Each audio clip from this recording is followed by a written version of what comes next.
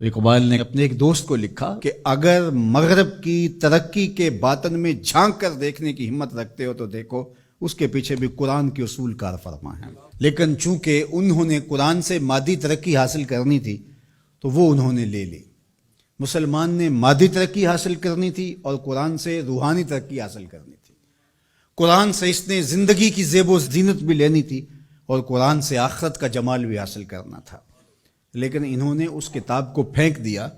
اور نتیجہ کیا ہوا نہ زندگی کا جمال نصیب ہوا نہ آخرت کا حسن عطا ہوا۔ قرآن انسان کو کھڑا کرتا ہے، انسان کو عروج دیتا ہے، انسان کو اس کی ذات سے ملواتا ہے، خودی کا تعقل دیتا ہے، اس کی ذات سے اس کو آگاہ کرتا ہے، اس کو مقصد زندگی بتاتا ہے، اس کو زندگی گزارنے کا اسلوب بتاتا ہے، اس کو معاد اور آخرت کی زندگی کے بارے بتاتا ہے کہ یہاں رہنا ہے تو کیسے رہنا ہے، وہاں جانے کا راستہ کیا ہے۔ قرآن اس کو مکمل، کامل اور اکمل زندگی عطا فرماتا ہے، لیکن انسان نے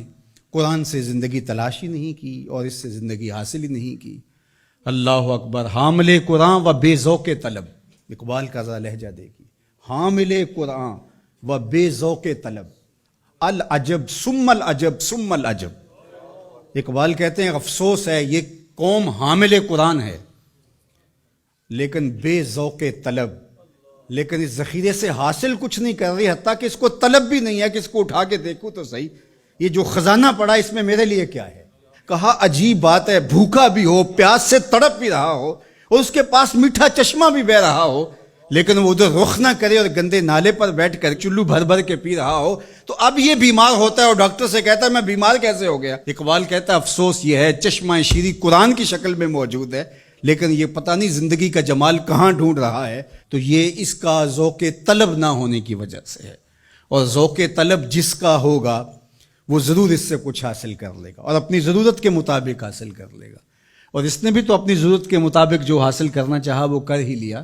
جو اس کی طلب تھی قرآن سے اس نے وہ لے ہی لی، لیکن اگر قرآن سے زندگی کا اسلوب سیکھنا چاہتا تو اقبال کہتے ہیں کہ وہ زندگی کا اسلوب اور زندگی کا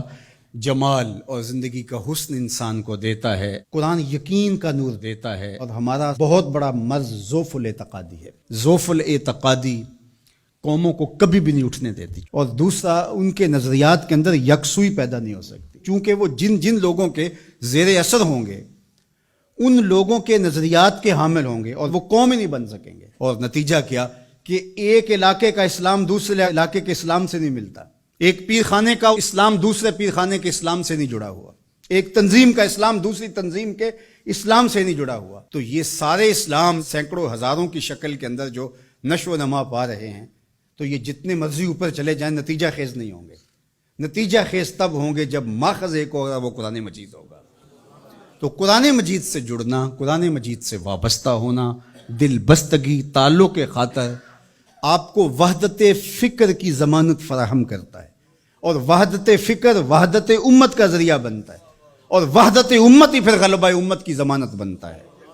اس لیے اس امت کو قرآن پہ ہی آنا پڑے گا، اس کے علاوہ اس امت کے دردوں کا کوئی مداوع نہیں ہے اور دکھوں کا کوئی چارہ نہیں ہے۔ اللہ اکبر۔ تو فرمایا وَمَنِ ابْتَغَى الْهُدَى مِنْ غَيْرِهِ أَضَلَّهُ، اور جس نے قرآن سے ہٹ کر کسی اور جگہ سے ہدایت تلاش کی اللہ اسے گمراہ کر کے رکھ دے گا۔ قرآن سے روشنی لے، ان ھذا القرآن یہدی للتی ہی اقوم،